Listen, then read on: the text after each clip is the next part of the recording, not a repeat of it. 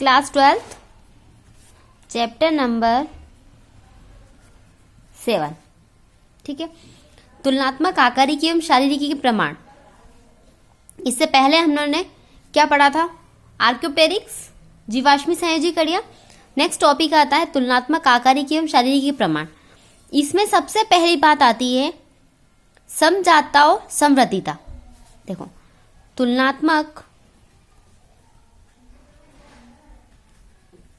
तुलनात्मक आकारिकी एवं शारीरिकी के प्रमाण। इसमें सबसे पहली बात आएगी समजातता। सेकेंड समवर्तिता। ठीक है, तुलनात्मक आकारिकी एवं शारीरिकी प्रमाण। इसमें सबसे पहली बात समजातता, समवर्तिता। पहले दो टॉपिक को पढ़ेंगे, उसके बाद हम नेक्स्ट आएगा अवशेषी अंग। अब बात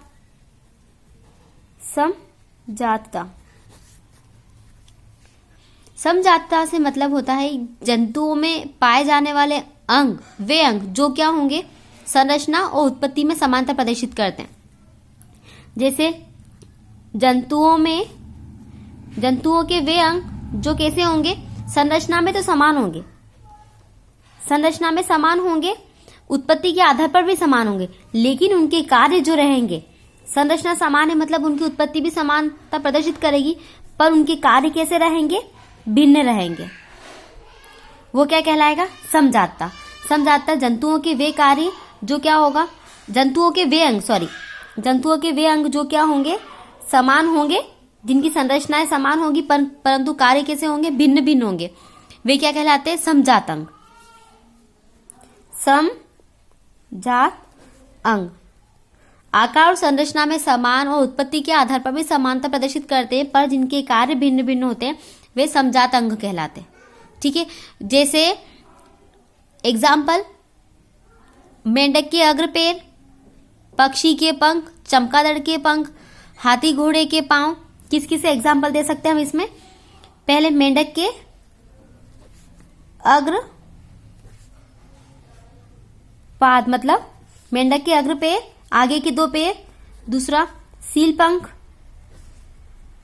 के पंख। तीसरा चमगादड़ के पंख।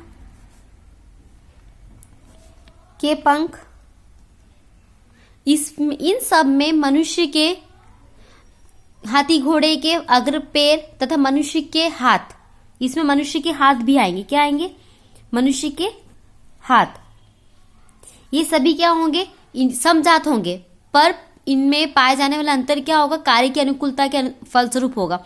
ये सभी मेंढक के पैर, सील के पंख, चमगादड़ के पंख, हाथी घोड़े के आगे के पैर, मनुष्य के हाथ, ये सभी क्या होंगे? समान होंगे, लेकिन इनके कार्य जो रहेंगे वो भिन्न भिन्न होते हैं। वो कहलाते हैं समजात अंग।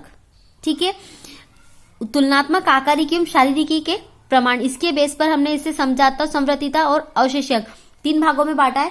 3 भागों इसके आधार पर सबसे पहली बात आएगी समजातता में वे अंग जो कैसे रहते हैं, समान रहते हैं, लेकिन उनके कार्य कैसे रहते हैं, भिन्न रहते हैं। क्या कहलाएंगे? समजात। इसी के अपोजिट आता है समवर्तिता में समजातता के बिल्कुल विपरीत होता है। इसमें कार्य जो रहते हैं वो भिन्न रहते हैं। क्या रहेंगे? समजातता के विपरीत। क्या? कौन सा? समवर्तिता जो रहता है वो समजातता के विपरीत रहता है। इसमें कार्य समान होते हैं। क्या समान होंगे? समान कार्य होंगे, और संरचना के आधार पर जो अंग होंगे वो भिन्न होंगे। अंग कैसे रहेंगे? भिन्न रहेंगे। वो कहलाता है समवर्तिता या समवर्तित अंग। समजातता में क्या था? जंतुओं की संरचना और उत्पत्ति के आधार पर समान, संरचना समान थी, कार्य भिन्न थे।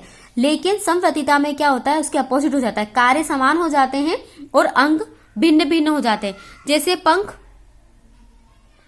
तितली के पंख, पक्षी के पंख, है ना, और ये सब, जैसे तितली का पंख जो होता है वो काइटिन का बना हुआ होता है, और चमगादड़ के पंख जो रहते हैं, उसके आगे के पैर जो रहते हैं वो पंखों में रूपांतरित रहते हैं।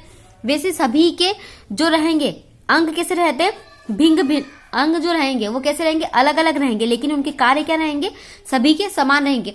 तितली के पंख भी उड़ने में हेल्प करते हैं, चमगादड़ के पंख भी उड़ने में हेल्प करते हैं। सभी के पंख क्या करते हैं, कार्य तो समान ही करते हैं ना, लेकिन अंग कैसे रहते हैं, उनके भिन्न रहते हैं, उन्हें कहते हैं संवृतित अंग। ठीक है।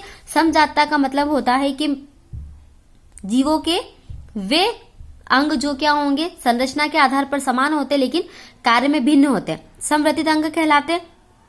इसमें एग्जाम्पल दिया था मेंढक के अग्र पैर, सील के पंख, चमगादड़ के पंख, मनुष्य के हाथ, ये सभी क्या होंगे, उत्पत्ति और संरचना के आधार पर एक जैसे होते हैं लेकिन इनके कार्य जो रहते हैं वो भिन्न भिन्न होते हैं। और समवृत्तिता जो रहता है वो समजातता के बिल्कुल अपोजिट होता है, उसमें कार्य समान होते हैं परंतु अंग भिन्न भिन्न होते हैं, ये कहलाता है समवृत्तित अंग।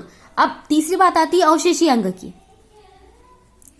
अवशेषी अंग, अवशेषी अंग से क्या मतलब होता है, अवशेषी अंग मतलब जीवधारियों के ऐसे अंग जो कैसे हो जाते हैं, कार्य विहीन हो जाते हैं।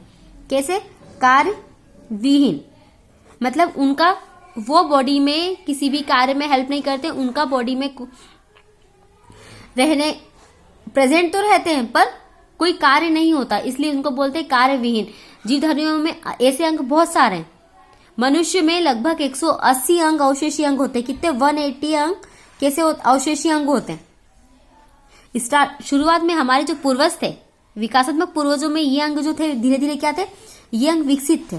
कैसे थे, विकसित थे और विकसित भी थे, उसके साथ में एक्टिव क्रियाशील भी थे। लेकिन जैसे जैसे वातावरणीय विकास हुआ, जैसे जैसे वातावरणीय विकास हुआ उस अनुकूलता के कारण, किसकी, वातावरण की अनुकूलता के कारण, वातावरण अनुकूलता के कारण ये क्या होते गए, निष्क्रिय होते गए और अंत में अवशेषी अंग के रूप में रह गए। दूसरी ओर जीवों मतलब जिन जीवों में इनके आवश्यक, जिन अंग की जो अंग जितना यूजेबल होता है, जितना अंग उपयोगी होता है वो उसकी क्या होती जाती है, विकसित होता, वो विकास करता जाता है। और जो अंग कार्य विहीन होता है मतलब जिनका यूज कम होता है, जिन अंगों को हम कार्य में कम यूज लेते हैं वो क्या हो जाते हैं, अवशेषी अंग के रूप में धीरे धीरे विलुप्त हो जाते हैं। ठीक है, ये था अवशेषी